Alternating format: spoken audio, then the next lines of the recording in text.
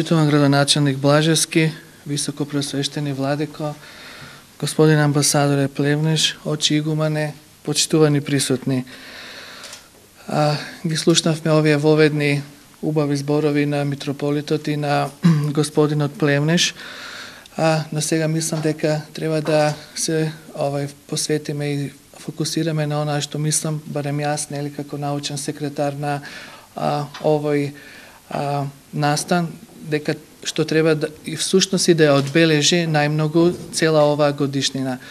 Точно, овие милениумски настани кај нас допрва ќе престојат на неколку значајни манастири, цркви и значајни личности, па така во цела таа низа на тие настани мислам дека милениумското одбележување на историјата на манастирот Свети Јован Продром Слепче, како и 1000 годишнината од смртта на Самуил, се битни и значајни и треба да посебно да се посветиме и да дадеме своји придонеси, за да тоа го издигнеме на едно повисоко, не само научно ниво, мултимедијско, естетско ниво и да тоа си добие еден одзив и еден траен белег.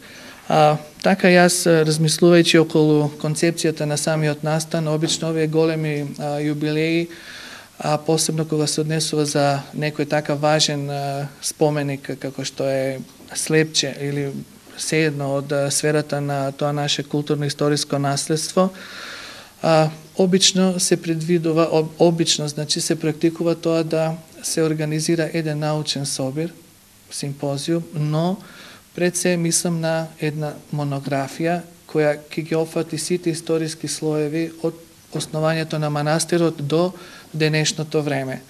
Ова го говорам од причина бидејќи досега манастирот Продром нема добиена своја монографија, значи целосна исцрпна студија, една синтеза, синопсис, и тоа тој го заслужува од повеќе причини. Инаку, ако сега би направил една библиографија за тоа колку и каде и во кои се светски, европски, па еви балкански списанија, специализирани студии или особено некои такви прилози научни, мислам дека таа библиографија би била над 200 библиографски единици. Значи, говориме за еден споменик од светски ранг, влезен во сите прегледи на историјата на уметноста на средниот век, но тоа е само еден сегмент. Да не заборавиме тука и богатото книжевно наследство. Тука пред се мислам на Слепченската школа и на скрипторијата Слепченска, што го одбележува нашиот 16 век, но не само нашиот, него и балканскиот 16 век.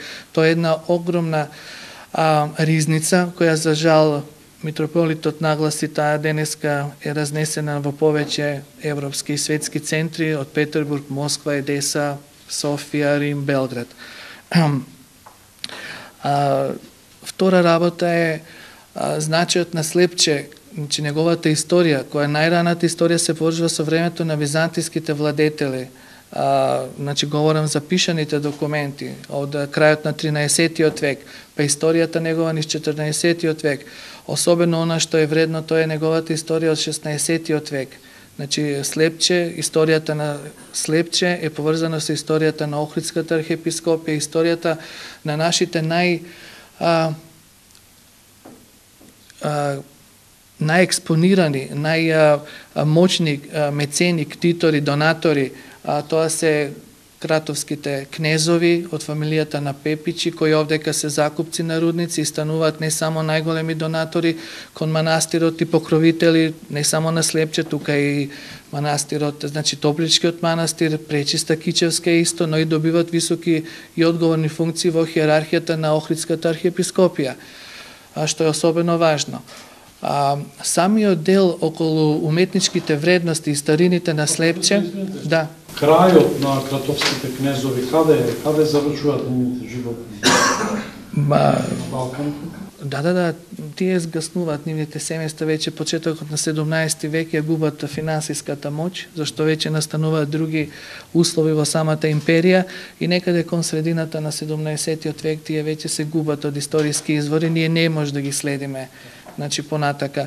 Но ова говорам времето помеѓу 1520-25 година и некаде 1570 година, кога овој крај го доживува оној најголемиот подем економски, културен, уметнички. Значи се собира тука во тие 60-70 години и нормално од тој период ние имаме и најмногу сочувани артефакти. Говорев за скрипторијата, тука се значи познатата слепченска школа, значи таа веќе е верифицирана и вреднувана во светската наука. Резбаните иконостаси, царските двери, значи се тоа влегува под назив на слепченска резбарска школа од 16 век.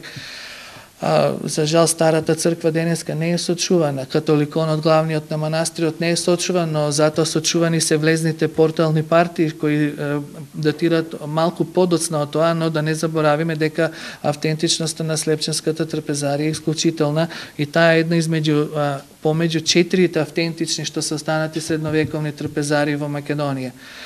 И понатака, значи, мислам дека сега е моментот и време за да го тоа ние експонираме, значи да го презентираме, да го објавиме. Ние имаме овдека луѓе од наука кои во своите сегменти се врвни познавачи на таа материја и една добро координирана и добро екипирана поставка би можела да се вклучи во изработка на таква една монографија. Се разбира, историјата на манастирот си тече низ и 18 и 19 век, така да од тој аспект мислам дека апсолутно би било најзначајно да се пристапи кон изготвување на една таква монографија. Времето е кратко, бидејќи јас ги гледам овие временските рамки кои се веќе зададени од 7 јуни до Мала Богородица 20 септември, но тоа не значи дека ние би морале значи да се држиме овдека. Тоа може и да се прошири. Календарски можеме да ја прошириме, извинете што ви во насока на ова што го говорите, да сите заеднички да се ослободиме од временската рамка. Ние временски можеме една година да си дадеме за реализација на село што е зацртано. Што е една година буде? Точно, така. Значи, а посебно ова што митрополитот го нагласи еден вид, јас мислам дека митрополитот мислеше на една манастирска ризница која апсолутно манастирот ја заслужува, па сега нека биде тоа и првично вака со копии, со така ксерокс или некои си по уметничко срочени, изработени копии на посебно нови уметнички дела, што би бил само еден почеток на оформување на таа голема манастирска ризница, што еве сега можам да кажам дека по повод 20 години од одбележувањето од возобновувањето на монаштвото во Бигорски манастир, ние веќе работиме на еден ист ваков проект. А тој проект всушност е најава на оно 1000 годишниот кој ќе уследи 2020 година. Па така сега искуствата од едниот кон другиот ние веќе имаме таква една такви едни сознанија кои што можеме и овдека да ги насочиме и да навистина сработиме една квалитетна монографија. Тоа е едно, а второ сепак треба да се насочиме и кон втората компонента на ова јубилеја, тоа е и цар Самуил и нему да му дадеме достојно место, бидејќи сепак се работи за една личност, за една епоха, за едно време каде што ние всушност во историјата и првпат можеби своја државност остваруваме и така се појавуваме на таа историска сцена во средниот век што си има одгласи после се до денешно време.